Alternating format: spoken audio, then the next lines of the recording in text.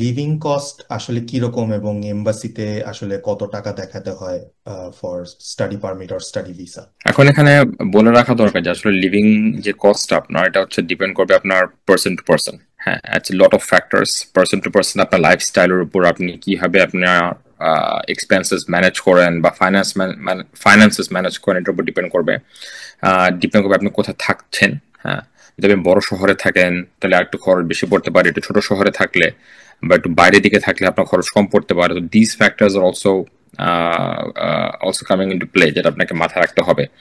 Having said that, এমবিসিতে আপনাকে একটা অ্যামাউন্টই দেখাইতে হবে যেটা তারা চায়। এবং তারা নর্মালি একটু বেশি করেই দেখাইতে চায়, কারণ তারা শো করতে চায় যেন যদি কোনো ভেরিয়েশন হয় বা যদি কোনো ফ্লাকচুয়েশন হয় বা যদি কোনো আনইনটেন্ডেড সিচুয়েশন আসে, যেন আপনার সে একটা বাফার থাকে বা একটা ফ্লেক্সিবিলিটি থাকে, যেন আপনি কিছু এক্সট্রা ফান্ডে সেই চ্যালেঞ্জটাকে বা সেই প্রবলেমটাকে আপনি মোকাবেলা করতে পারবেন।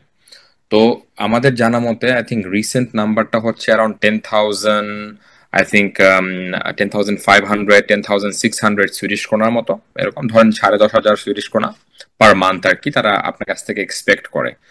আম, এবং যদি এটা আপনি 12 দিয়ে পূরণ দেন, ধরেন যে 1,20,000 বা 1,25,000 এরকম আসবে সুইডিশ ক্রোনা আর কি, যেটা আপনাকে অ্যানুয়ালি যখন এমবিসিতে যাবেন আপনাকে দেখাতে হতে পারে। হ্যাঁ, এখন এটা বলে রাখা দরকার যে আপনার হয়তো 2 বছরই টাকা একবারে দেখাতে হবে না, আপনি 1 বছর দেখাতে পারবেন ফার্স্ট ইয়ারের ভিসাটা নেওয়ার জন্য। তারপর আপনি যখন ফার্স্ট ইয়ার শেষ করবেন আবার যখন ভিসার জন্য রিঅ্যাপ্লাই করবেন বা এক্সটেনশন করবেন তখন আপনাকে আবার এক্সট্রা আপনি বাংলাদেশ থেকে দেখাইলেও টাকাটা আপনার হয়ে যাবে। সেটা সেটা সেটা পসিবল। হ্যাঁ, তো এটা মাথায় রাখা দরকার যে পার পার্সন যদি আপনি সিঙ্গেল স্টুডেন্ট হয়ে থাকেন তাহলে আপনার যে 10,500 এর মতো লাগবে আর কি দেখাতে হবে। আর অনেকে আছে আমাদের স্টুডেন্ট যারা ফ্যামিলি নিয়ে যায়, তো সেই ক্ষেত্রে আপনাকে যে এক্সট্রা ডিপেন্ডেন্স আপনার আছে সেটাও আপনাকে কভার করতে হবে বা আপনাকে প্রুফ করতে হবে যে আপনি তাদের এক্সপেন্সেসটাও কভার করতে পারবেন। এখন সেক্ষেত্রে আপনার নাম্বারটা কিছুটা ভ্যারি করে। এখন ধরেন যদি আপনার ওয়াইফ থাকে বা আপনার স্পাউস বা আপনার হাজব্যান্ড বা যেই হোক আপনি যদি নিয়ে যান, তো আপনার সেখানে আপনার পার মান্থ ওই স্পাউসের জন্য আপনাকে অ্যারাউন্ড 4,500 সুইডিশ ক্রোনা দেখানো হতে পারে। হ্যাঁ, এই যে আপনি 12 দিয়ে পূরণ করবেন। আর যদি আপনার চিলড্রেন থাকে বা বাচ্চা থাকে তো সেই ক্ষেত্রে আপনাকে পার বাচ্চা অ্যারাউন্ড ধরেন যে 2,500 থেকে 2,600 সুইডিশ ক্রোনা এরকম লাগতে পারে প্রুফ করার জন্য আর কি। এটা আপনি 12 দিয়ে পূরণ করবেন।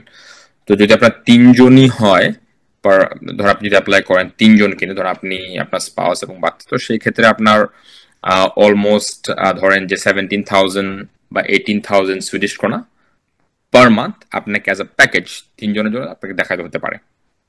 তো এটা হচ্ছে আপনার ব্রেকডাউন আর কি। এবং অফকোর্স আপনি ওখানে যে কিভাবে খরচ করবেন, খরচ কমানোর অন্যান্য ওয়েও আছে, সেগুলো আপনি ওখানে গিয়ে আপনি এক্সপ্লোর করতে পারবেন।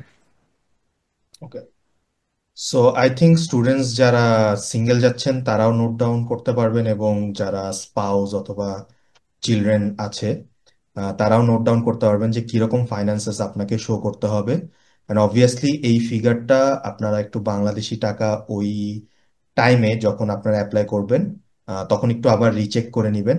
আমরা আসলে বাংলাদেশি টাকা বলতে চাই না বিকজ এটা ফ্লাকচুয়েট করে।